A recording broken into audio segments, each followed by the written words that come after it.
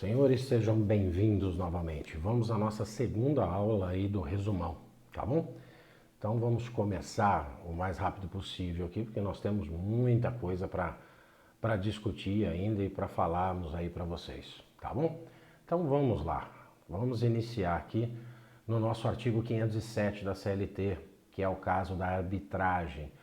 Permite que o funcionário lá, que o empregado e o empregador façam uma espécie de acordo, coloquem ali numa cláusula dentro do contrato de trabalho, permitindo que um terceiro, que não um juízo, julgue qualquer dúvida que exista no término do contrato de trabalho desse empregado.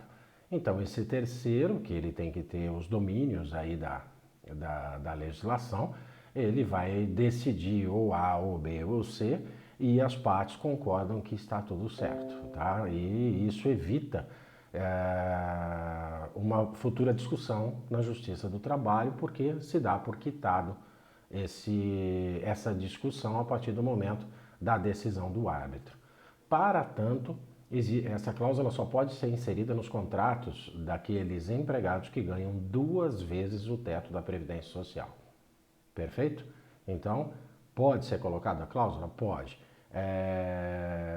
Para quem isso é permitido? Para aqueles funcionários que possam fazer esse acordo, né, unilateral aí,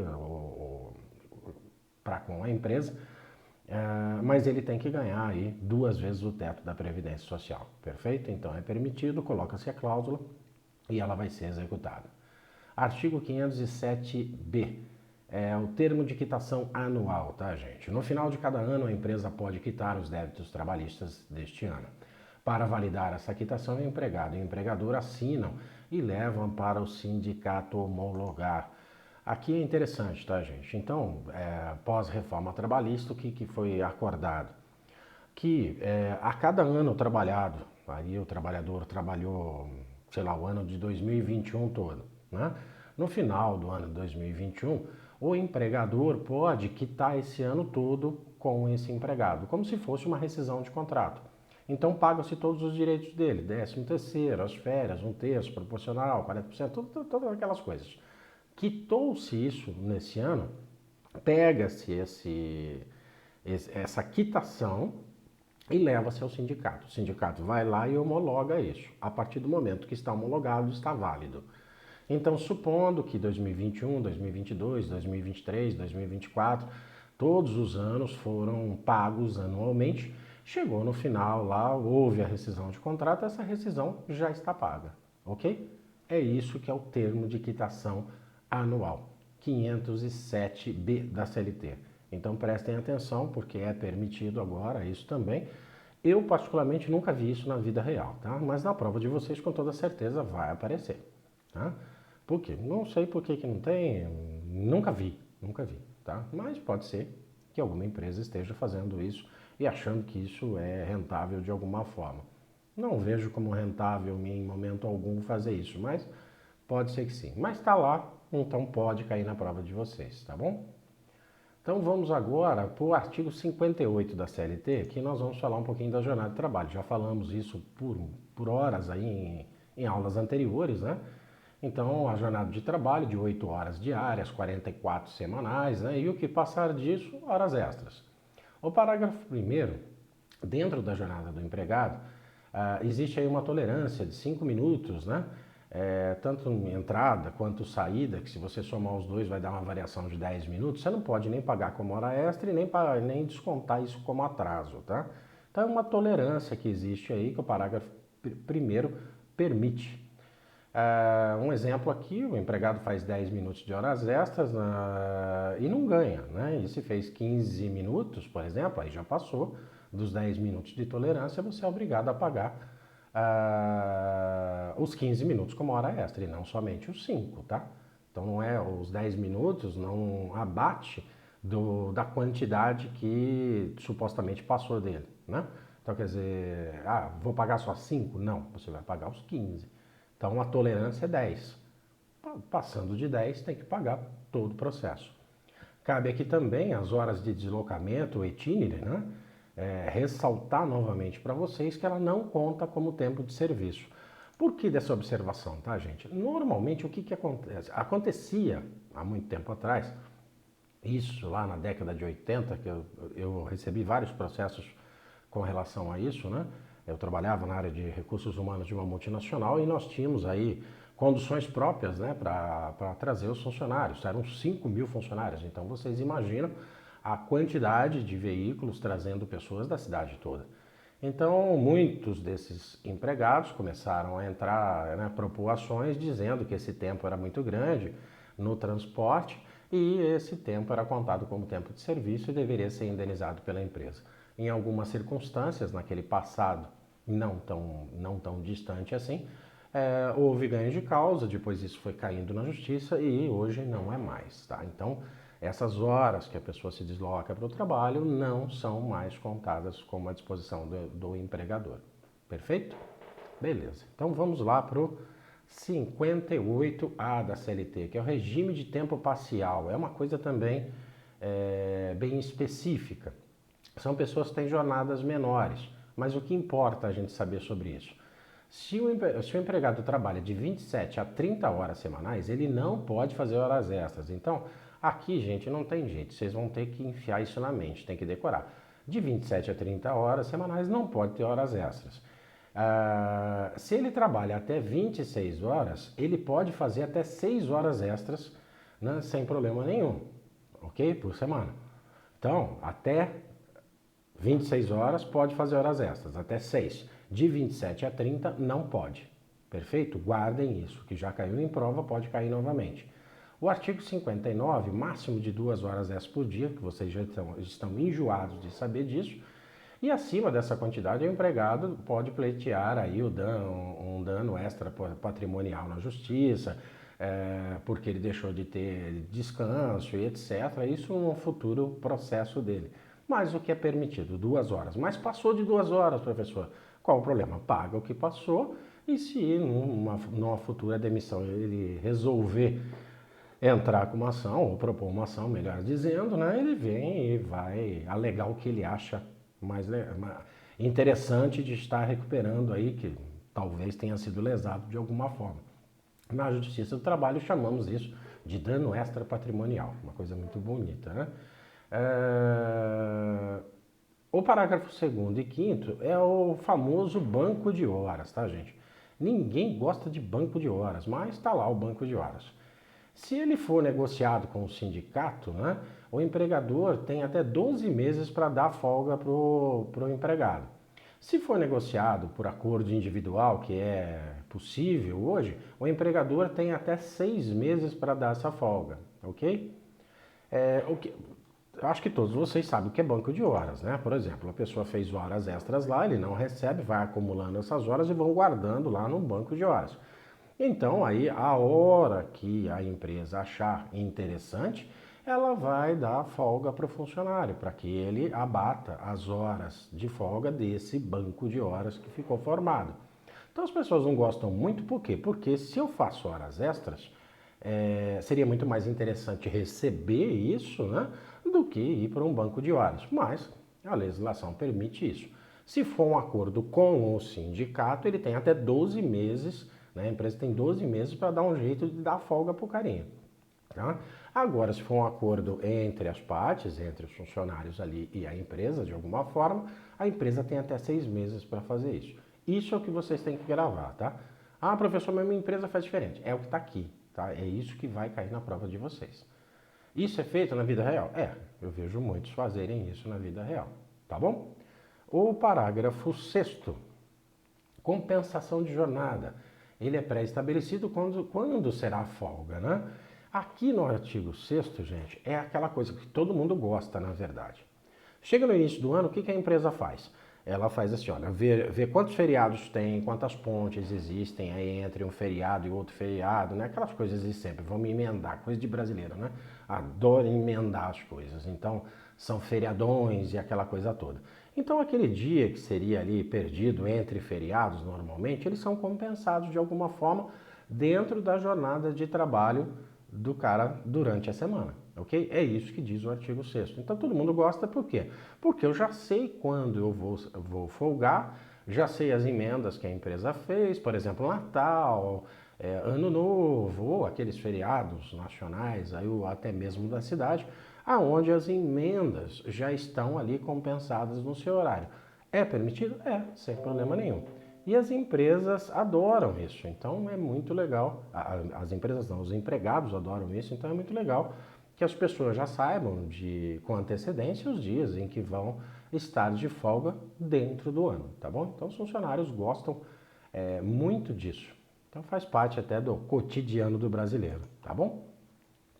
O artigo 59A da CLT é o famoso empregado 12 por 36. Vocês vão enjoar de ver isso. O 12 por 36, ele trabalha 12 horas e descansa 36 horas. Esse é o básico do 12 por 36, por isso que todo mundo o chama assim, tá? Esse cara, ele não recebe feriados, domingos, porque a jornada dele é o seguinte, ele passou 12 horas ali e 36 descansando. Não importa se ele está trabalhando no feriado, no domingo, não vai receber em dobro, tá, gente? Como um cidadão normal, como um empregado normal, que estaria em esse horário normal. O 12 por 36 tem essas diferenças. Ele tem direito à hora noturna, mas não à prorrogação da hora noturna. Aqui cabe uma explicação que eu não sei se eu coloquei isso para vocês nas aulas anteriores, eu devo ter colocado, mas vamos fazer. O que acontece? Vamos falar do empregador urbano.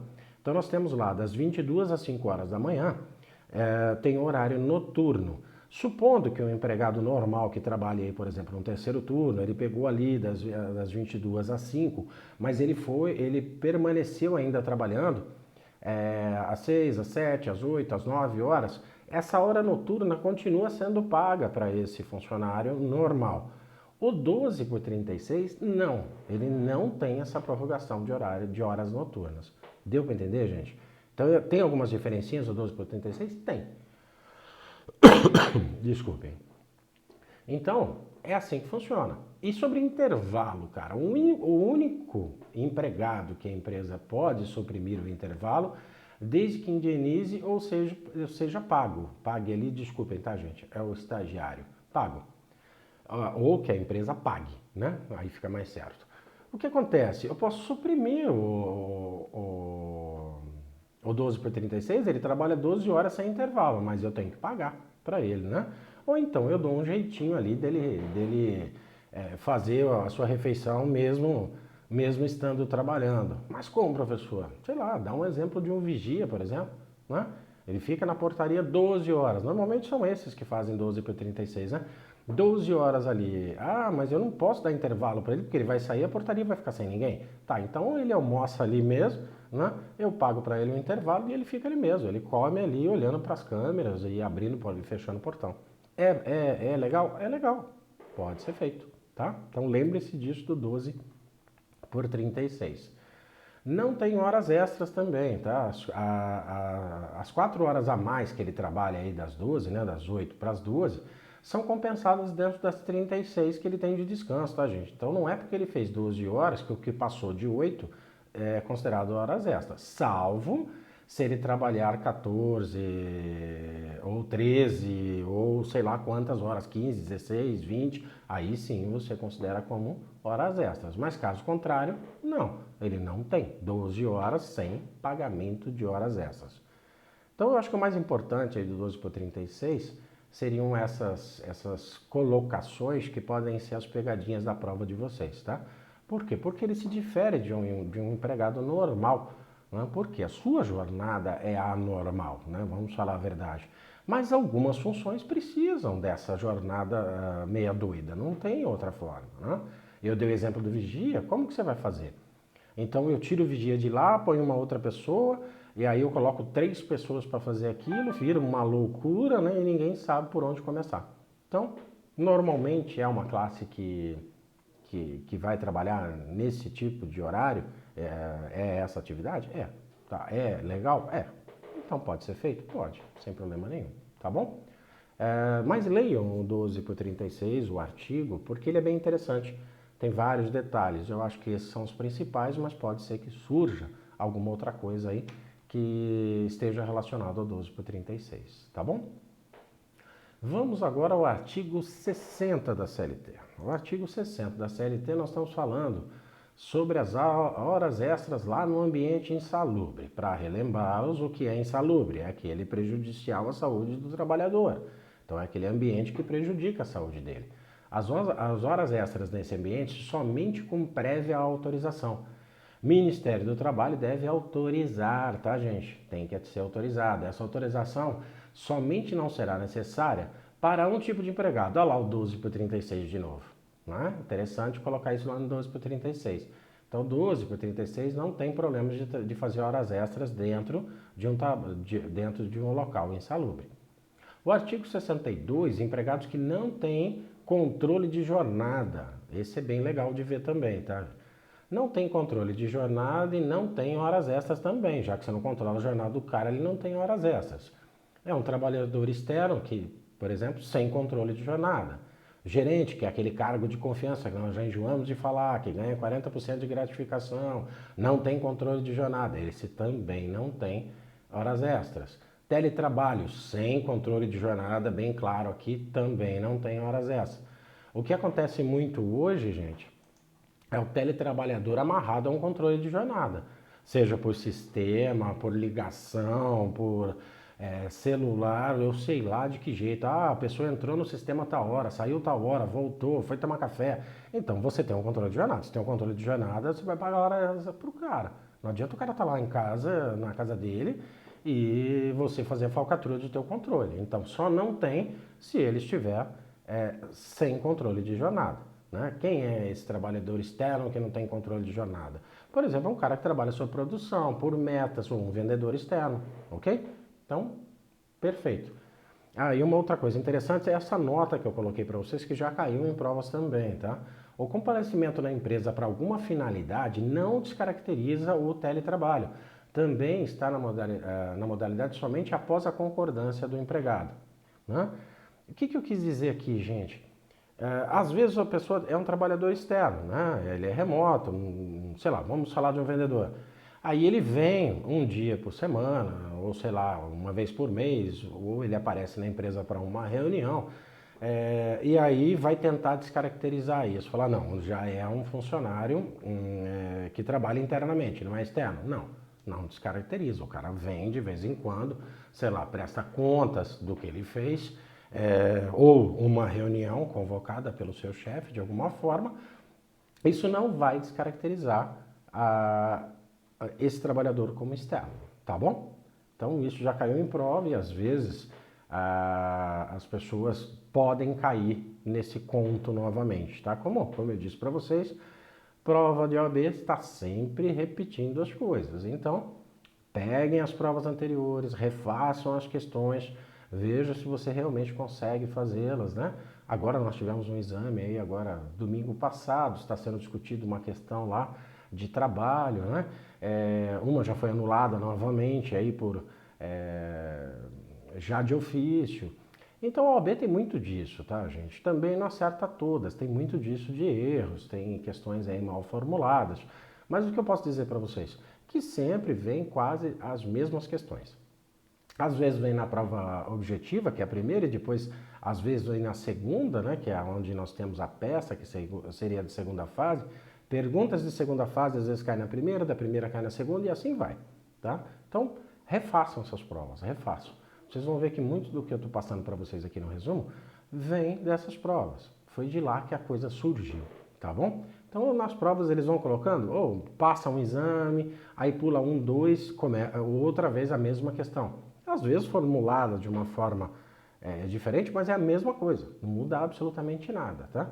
Então, fiquem atentos a isso. Artigo 75 e seguintes da CLT fala aí sobre o nosso teletrabalho, comparecimento na empresa, de novo, né? Dizendo que o teletrabalhador, agora mais específico no 75, né? Não descaracteriza, é o que eu acabei de falar para vocês, se eles aparecerem lá uma vez por mês ou por alguma razão, não vai descaracterizar. Se o empregado for contratado presencialmente, o empregador deseja que ele vá trabalhar lá fora da empresa, no teletrabalho. Isso somente será possível mediante a concordância do trabalhador. Então, o trabalhador tem que concordar de não trabalhar na empresa, trabalhar na casa dele, por exemplo, ou num outro local, né, que não é empresa.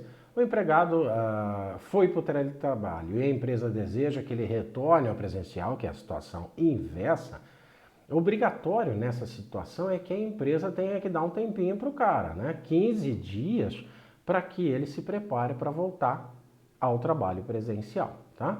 As despesas do teletrabalho serão negociadas entre as partes mediante contrato, tá? As despesas que a pessoa tem lá, talvez vamos negociar isso no contrato de trabalho. Olha, a empresa vai pagar a internet, vai pagar água, parte da água, da luz, sei lá, né?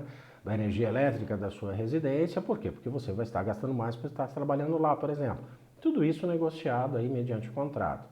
A empresa é responsável pela segurança e medicina do trabalho, mesmo o trabalhador estando lá no teletrabalho dele, tá, gente? Põe isso na cabeça. Não é porque a pessoa não está aqui no ambiente físico do trabalho que ela não possa estar lá sendo acometida por um acidente de trabalho na casa dela. Aconteceu muito agora nessa insanidade pandêmica, né? Então as pessoas vão lá para casa, eles não têm uma estrutura, e aí aconteceu dessa pessoa ter lá a sua, sei lá, uma cadeira que quebrou, torceu o pé, trincou não sei o que, sei lá, qualquer coisa que eu possa falar. E isso não descaracteriza um acidente de trabalho, é um acidente de trabalho. Então a empresa tem que demonstrar que mesmo a pessoa estando fora das suas dependências, ela tem capacidade, ela tem instrução que foi dada através da empresa para que ela possa estar sabendo como não correr riscos fora da empresa. Então, como um conselho aos empresários, se é que algum empresário está me assistindo, sempre quando a pessoa for para um serviço fora da sua sede ou da sua empresa, que você tenha em mãos comprovações de que você a informou de todos os riscos que poderiam ocorrer trabalhando em outro local, né?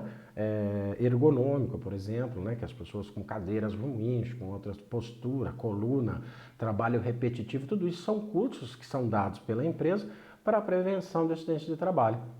Então faça que essas pessoas já tenham esses cursos feitos, que elas já tenham ciência de tudo isso e que isso seja comprovado e guardado na empresa caso aconteça que um dia venham processá-los por alguma razão, tá bom? Então teletrabalho é mais ou menos isso, tá, gente? No artigo 74, né, no seu parágrafo 2º, ainda nós estamos falando de jornadas, de pessoas fora, né, da empresa também. O estabelecimento com mais de 20 empregados é obrigado a ter o controle de jornada, tá, gente? Já no nosso parágrafo 4º, o registro de ponto por exceção, pré-assinado ponto, anota-se apenas a exceção. Isso daqui realmente, gente, está lá no 74? Aí você vai me perguntar assim, professor, mas isso existe? Eu nunca vi. Eu nunca vi. Acho até isso, em termos processuais, depois complicado. Né? Por quê? Porque vai acabar dando um cartão britânico, vai ser dispensado lá pela defesa, vai conseguir tentar brigar com isso de alguma forma, se a empresa fez esse controle vamos chamar de pré-pronto, né? Quer dizer, o que é esse cartão? Esse cartão é o seguinte, a pessoa faz, sei lá, trabalha das 7 a meio-dia, volta a 1, sai às 5 da tarde. Então esse cartão já é pré-preenchido, está tudo preenchido. Anota-se apenas as exceções, talvez uma hora extra que ele fez, um atraso, um dia que ele não faltou, ao invés de você colocar todo dia lá a mesma coisa, em coisas diferentes, né, e as marcações diferentes, você já deixa meio pré-estabelecido. Nunca vi isso com empresa nenhuma. Realmente eu desconheço esse pré-assinalado que eles estão falando. Eu particularmente vejo isso como problemas aí para um futuro processo. Ah, mas o empregado assinou aqui que concordou com isso, tá? E aí? Pode ter sido coação, pode não ter sido. Numa defesa do empresário é muito complicado você comprovar que isso estava tudo certo, né? Que o empregado não foi coagido a fazer isso. Aí nós entramos lá naquele lance do cartão britânico, que são sempre os mesmos horários, que é impossível as pessoas marcarem cartões sempre no mesmo horário, e vai ser uma prova aí desconhecida pelo juízo. Então, não sei. Tá? Tá aí no site 4, tá. É possível? É. Tá na lei? Tá. Então pode cair na prova de vocês? Pode. Então, é um mundo fantástico aí que na vida real é mais complicado. Pode ser que já sou um idoso aqui, né, um velhinho brincando com vocês e tentando explicar alguma coisa para vocês. Pode ser até que um número de empresas atuais estejam fazendo isso e que eu não tenha conhecimento. Particularmente, nunca vi, tá? Se me perguntarem como um advogado consultor, eu realmente não aconselharia. Vai dar uma briga do caramba lá na frente e não vai servir para nada. Deixa a pessoa marcar o cartão dela mesmo. Ah, mas vai dar trabalho pro DP. Filho, DP é para isso mesmo, a gente tem que ter trabalho. Né? Todo mundo que trabalha em DP, em RH, tem trabalhos que não são tão gratificantes como a apuração de um cartão de ponto, né? E etc, etc. Mas fazer o quê? Faz parte da vida. Perfeito, gente? Vamos falar um pouquinho agora de intervalos. Artigo 66 CLT. Entre uma jornada e outra tem que ter um intervalo de no mínimo 11 horas. Gravem isso na cabeça de vocês.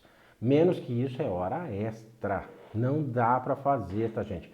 Então, entre uma jornada, o funcionário trabalhou aqui das 8 da manhã às 6 horas da tarde. Ele só pode voltar 11 horas depois, ok? Então ele voltou nas 8 horas da manhã do outro dia? Perfeito, deu mais do que 11, não é isso?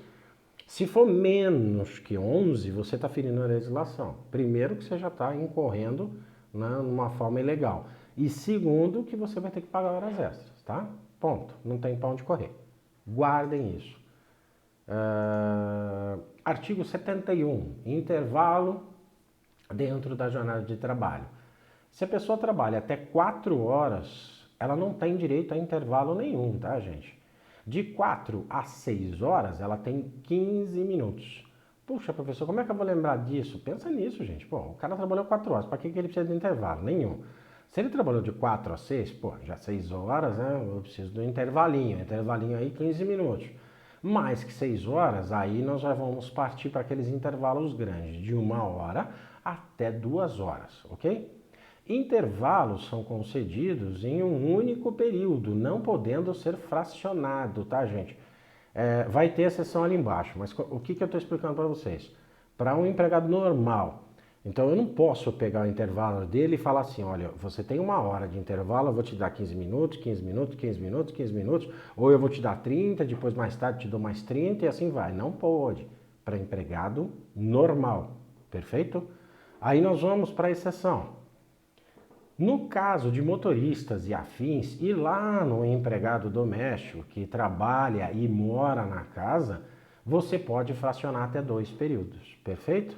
Então, no caso de motoristas e afins, né, os que estão ali próximos a essa atividade, então você pode fracionar esse intervalo.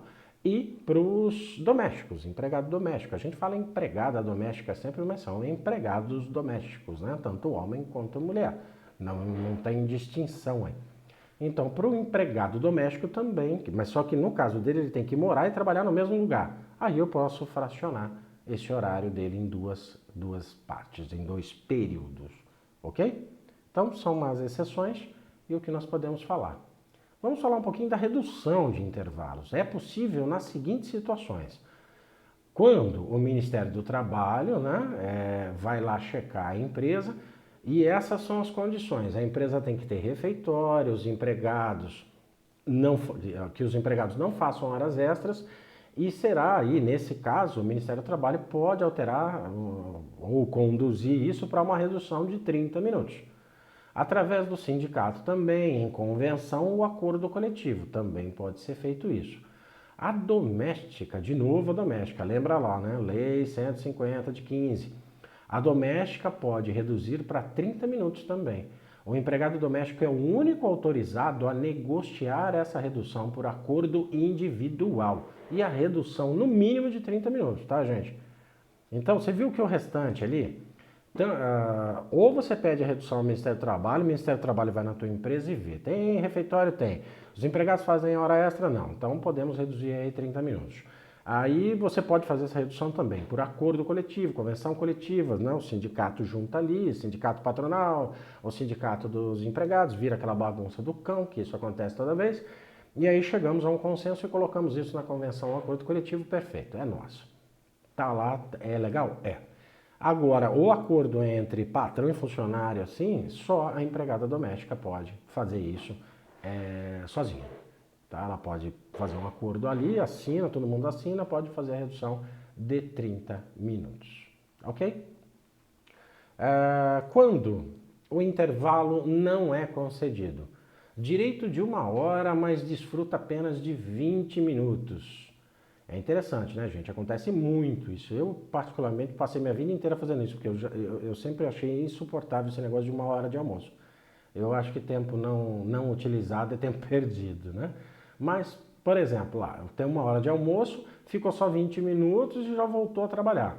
Então você pode cobrar ali o que faltou, né, que seriam os 40 minutos, acrescidos de 50% em caráter indenizatório, ou seja, não tem aí repercussões e ramificações disso para tributos, nem nada assim, tá?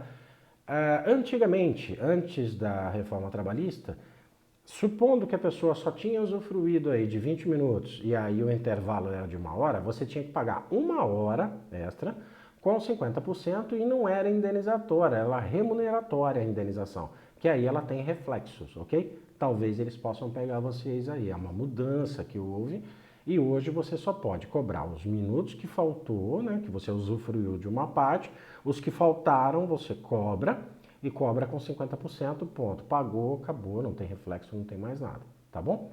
Mas não é legal fazer isso. Então, mas se acontecer, é um caso que pode acontecer na prova de vocês e eles podem tentar pegar vocês aí por algum motivo, tá bom?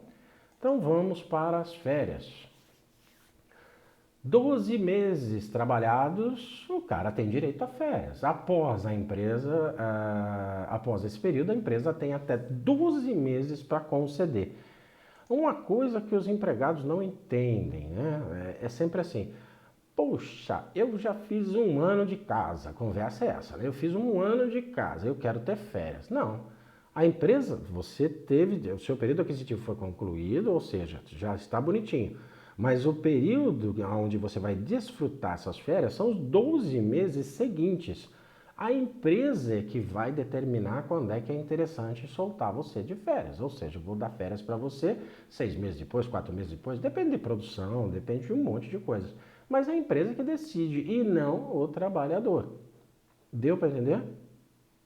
As pessoas acham que não. Acabou de fazer 1 ano de casa, já quer férias. Não é assim. Pode até ser que a empresa resolva fazer isso. Ó, deu 1 ano, você já sai. Mas quem determina é a empresa. Normalmente ela vai te dar isso quase vencendo a segunda, tá? Então, o artigo 130 são as regras, né? Que seria interessante vocês darem uma lidinha aí. Que essas regrinhas do 130 é o que vai reduzir aí os dias de férias, né? Então o cara faltou lá injustificadamente, né? Então você, 5 dias, né? Até 5 dias ele tem direito a 30 dias, 14 dias tem direito a 24, 23 faltas tem direito a 18 dias, né? E assim vai. 32 ele tem direito a 12. Isso daí, gente, não tem outro jeito a não ser, sei lá, guardar isso. O que o pessoal faz muito é esse -6 mais 9. Na primeira coluna dos dias vocês põem -6, tá vendo? 30 menos 24, 24 menos 6, né? 18 menos 6, chega-se aos valores. E o outro você vai somando 9. Aí você tem como chegar a esse número de faltas para os dias aonde você tem direito, tá bom? É uma regrinha aí usada aí por algumas pessoas para relembrar ao invés de decorar o artigo 130. Se você decorar a primeira regra já é importante. 30 dias de férias para até 5 faltas. Depois você vai somando e diminuindo. Diminuindo e somando, né? Para ser mais exato. Perfeito? Sem problema com relação a férias, gente? Não vou entrar em férias dobradas agora, nem nada disso, porque eu acho que não vem ao caso. Mas se vocês quiserem dar uma lida, todas as férias que não são pagas dentro desse prazo de 12 meses é considerada férias em dobro. Então o cara tem direito a mais uma férias, tá? Então tudo isso é indenização, é um motivo aí de inúmeros processos, porque as empresas sempre ultrapassam isso. Por quê, professor? Porque eu não sei, né? Ou não tem controle, eu não quero soltar o cara de férias, acho que o funcionário tem que trabalhar 6 anos sem férias, não sei o porquê que eles fazem. Mas acontece muito em muitos processos, tem lá, férias em dobro, todos os períodos aquisitivos em dobro, né? É uma das coisas que mais se vê em processos trabalhistas. Bom, vamos ver o parcelamento das férias, tá, gente? O artigo 134 da CLT, o parcelamento das férias. Em regra, as férias seriam concedidas num período só, tá? Isso é regra. Porém, lá no parágrafo 1º, autoriza o parcelamento por um período de até 3 períodos. Ficou meio esquisito essa frase, né? Mas você pode cortar o período dele, né? O tempo que ele vai ficar de férias em 3 pedacinhos, ok? Para isso, ao menos um desses 3 pedacinhos que você cortou tem que ter 14 dias, ok? Não pode ser inferior. E nenhum dos 3 pedacinhos pode ser inferior a 5 dias. Então você tem que pensar lá como você vai dividir. É interessante fazer isso, professor? Não sei, sabe? Eu não consigo ver isso como interessante para nenhuma empresa. Porque se é uma empresa realmente organizada, ela vai ter lá, né, você já vai ter eu vou chamar isso de projeto, mas nós fazemos uma previsão de férias lá no começo de todo o ano. Todo recursos humanos que se preste, né, porque hoje está difícil achar um que preste, porque é todo mundo tecnológico hoje, se falhar um número ali, pronto, virou uma bagunça do cão, ninguém sabe o que fazer, né, porque ninguém sabe como é que é feita a conta. Mas chegou no início do ano, você já faz uma previsão de férias, já vê todo mundo que tem férias vencidas, quando é que a pessoa vai sair, né? Já determina isso, já avisa todo mundo para não ter que ficar correndo atrás daquele prazo de 30 dias maldito para você avisar todo mundo. Já deixa tudo pronto já no começo, né, do ano, já resolve essa vida. Mas não, eu não sei o que vai acontecer lá no futuro. Tudo bem que agora nós estamos vivendo essa insanidade, pode até ser que você não consiga ter uma visão da tua empresa, mas quer queira, quer não, por pior que seja o gestor, ele tem uma ideia do que fazer com essa empresa, né? Do que fazer, ou como é que a empresa vai caminhar no decorrer do ano. Ele já tem uma previsão de vendas, ele já tem vendedores, ele tem uma estimativa. Então ele sabe quando ele pode soltar fulano, ciclano, seja da parte operacional ou administrativa, em determinados períodos que não vai ocasionar um problema maior com a empresa, tá bom? Então, não vejo vantagem em ficar soltando o cara picadinho. Eu particularmente não vejo. Não vejo porque uma empresa também faria isso. Salvo se alguma coisa na empresa justificar isso, mas não consigo ver, porque eu fico com o cara ali. Aí daqui a pouco eu estou soltando o cara de férias de novo. Quer dizer, eu fico sem o cara nessa semana, daqui a pouco eu fico sem o cara outra semana, e assim vira essa bagunça. Vou dar uns 15 dias agora, depois dou umas 15 dias lá na frente. Não sei, eu acho só para quem é meio desorganizado, né? Salvo se seu produto ou alguma coisa da empresa justificasse isso.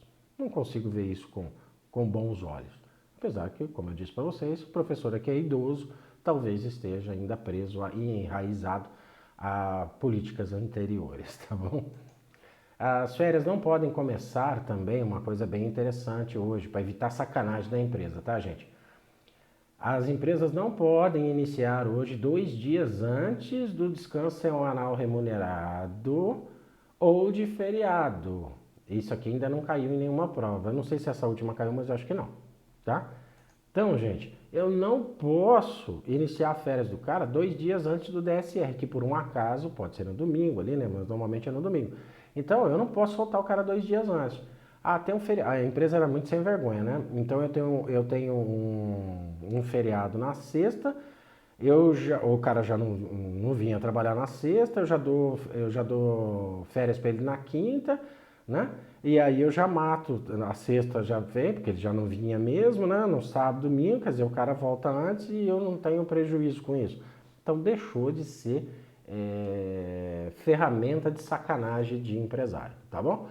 Acontecia isso antes, professor? Acontecia, infelizmente acontecia. Agora acontece ainda? Talvez, porque talvez alguém não tenha lido isso ainda lá. Mas se acontecer, passível de processo, passível de brigar, passível de colocar isso numa futura saída do funcionário. Então, não pode ser 2 dias antes do DSR e do feriado, tá bom? Isso aí guardem que são coisas diferentes. Falei agora de pouco da comunicação das férias, né? O artigo 135 da CLT, ele determina aí que a comunicação das férias tem que ser no mínimo com 30 dias de antecedência. Acontece isso, professor, na vida real? Não acontece nada, gente. Todo mundo só faz bagunça.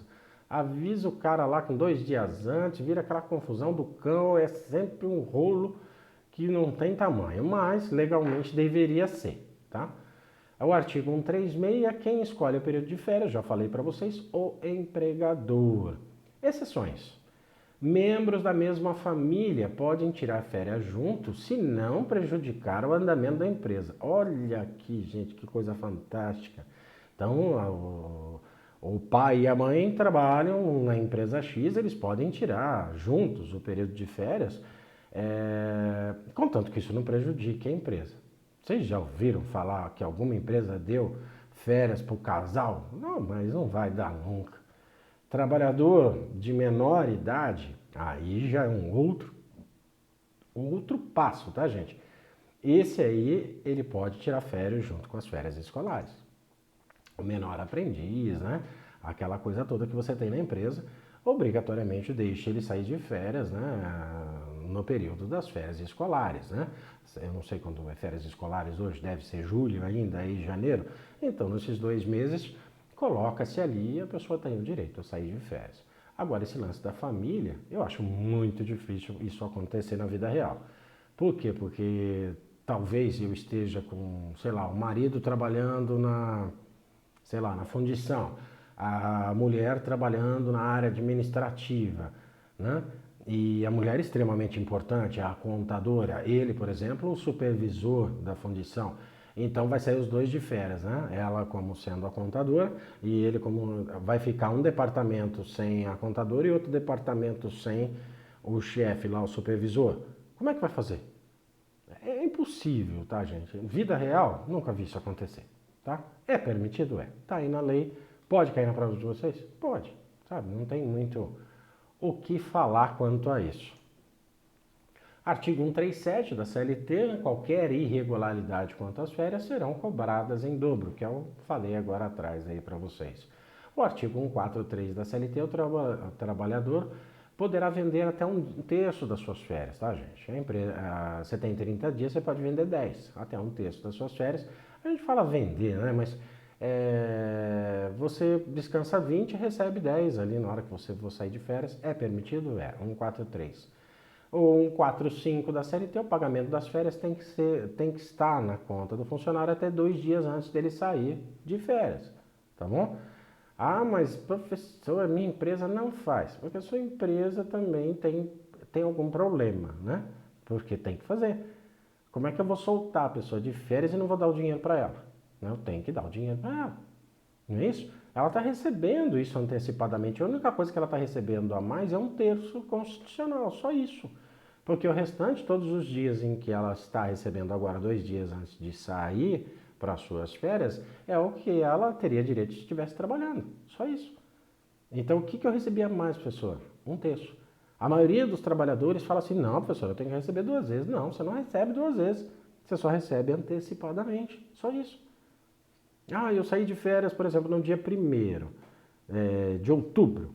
Até 30 de outubro, vai minhas férias. Tá, então o mês de outubro você já recebeu. Você recebeu um terço a mais sobre isso, né? Que daria em torno de 10 dias.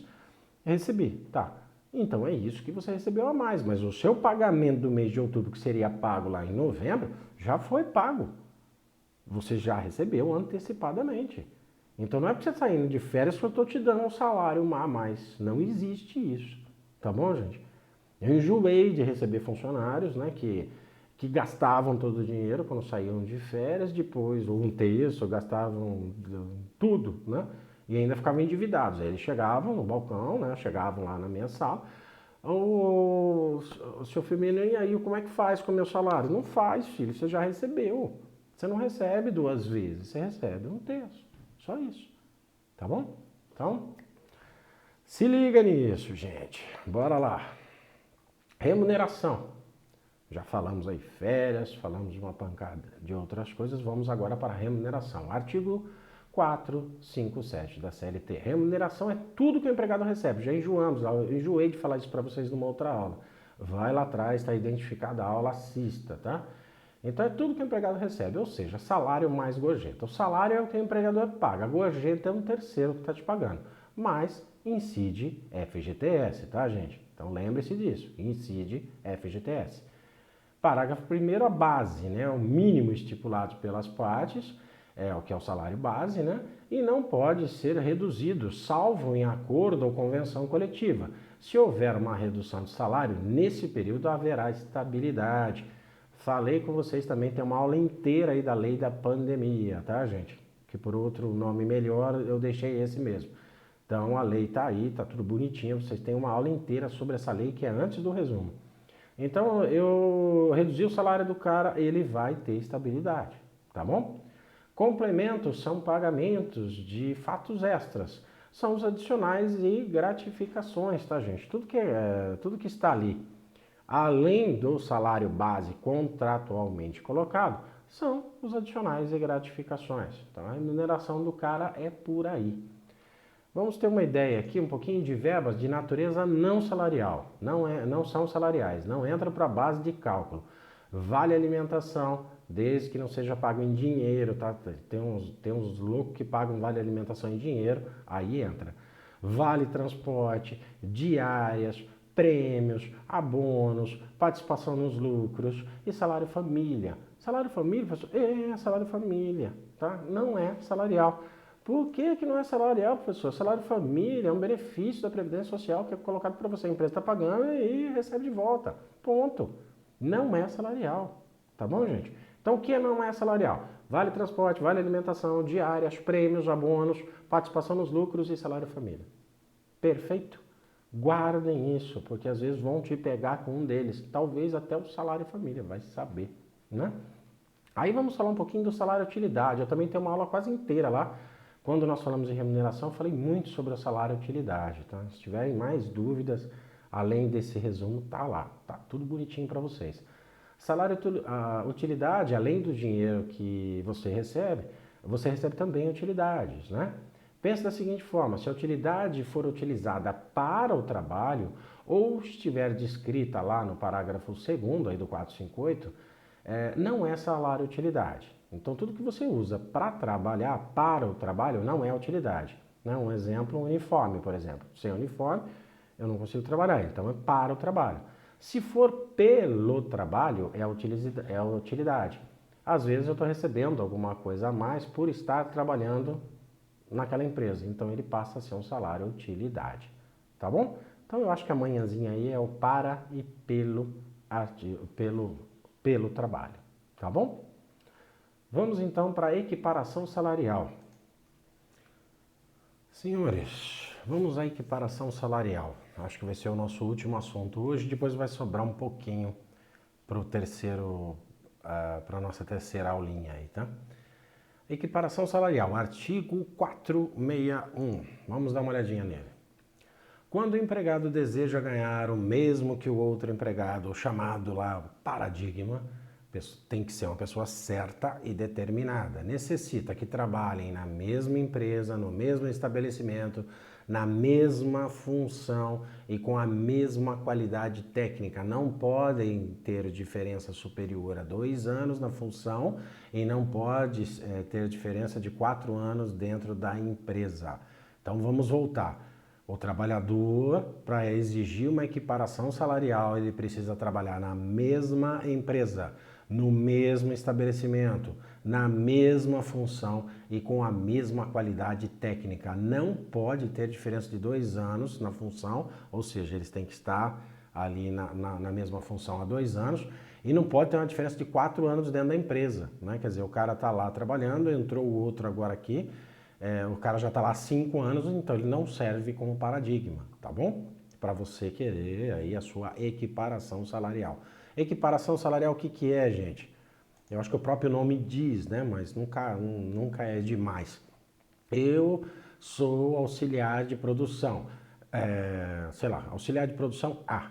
Eu tenho lá um fulano que é auxiliar de produção A também, né? Esse auxiliar A está ganhando mais que eu e eu quero que o meu salário seja igual ao dele. É equiparação.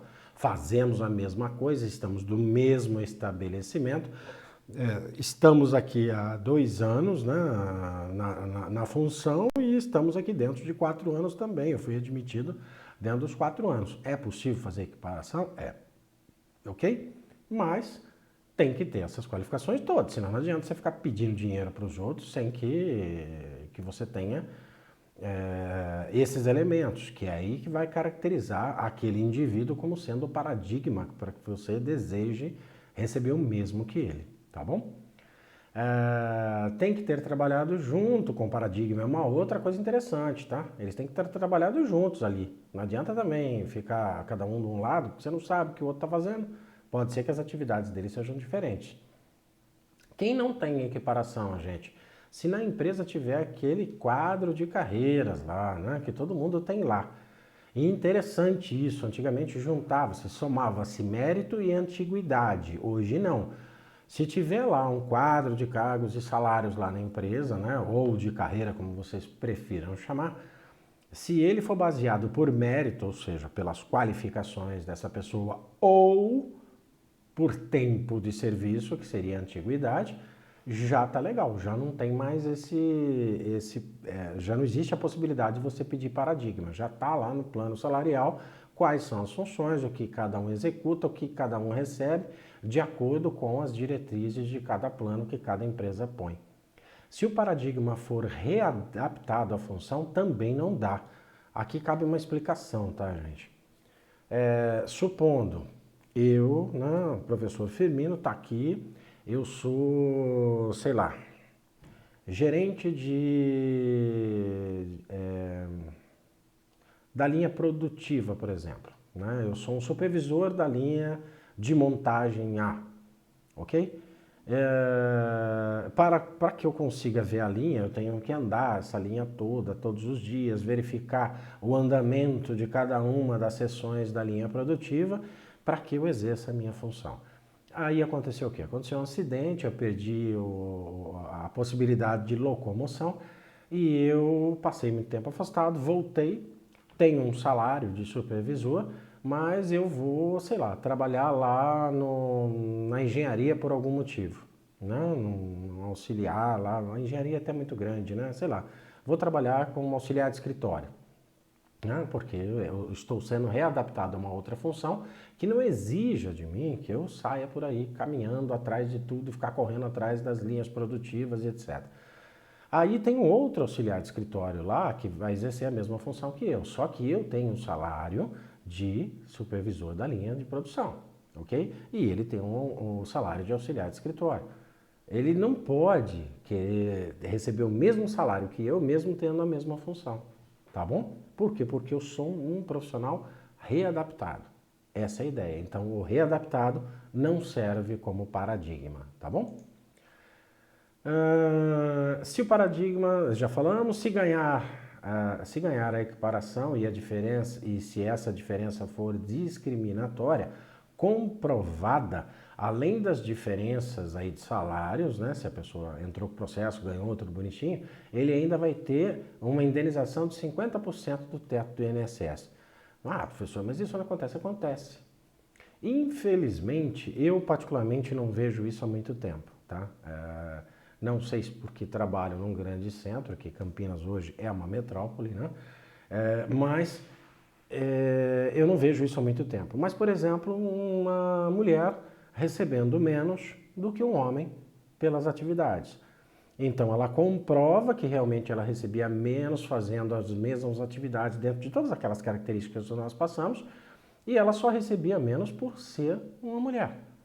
Ok? E isso é discriminatório. Se comprovado for isso, até mediante um processo, você ainda tem direito, ela tem direito a receber ainda 50% do valor do teto da Previdência como indenização. Tá bom? Então, gente, tem coisas que as pessoas têm que dar uma analisada e ver se realmente isso acontece na vida real, mas as empresas hoje, eu vejo que já mudaram bastante essa concepção, não? Existem algumas que não? Existe. Existem algumas que ainda mantêm essa discriminação, seja do que for meio acobertado? Existe, tá? Infelizmente o mundo é assim, não sou eu que o fiz assim, né? Então pode acontecer? Pode. Isso está na lei? Tá. Já aconteceu em processo, professor? Sim. Tá? Isso não é uma coisa incomum. Posso dizer para vocês que está ficando bem rara ultimamente. Por quê? Porque a consciência aí dos empresários está mudando bastante. Tá? Então eles estão entendendo, não por uma questão moral, mas por uma questão financeira, de que tem que fazer a coisa certa. Tá bom? Gente, eu acho que por hoje tá bom. Falamos aí 55 minutos. Agradeço imensamente de vocês terem ficado aí até esse momento. E essa é a segunda parte do nosso resumão. Eu digo para vocês que nós já fizemos acho que quase 70% do resumão. Faço uma terceira aula, deixo aí para vocês, para que não fique tão grande aqui no vídeo. E aí nós fechamos esse resumão e fechamos aí o direito material do trabalho, tá bom? Qualquer dúvida, mandem para mim, conversem comigo. Eu já falei pelas minhas redes sociais, vocês vão me achar muito fácil. Ninguém tem esse nome maluco igual eu tenho, então é fácil de achar. Professor Vlailson Firmino, vocês vão me achar no Instagram, no Face,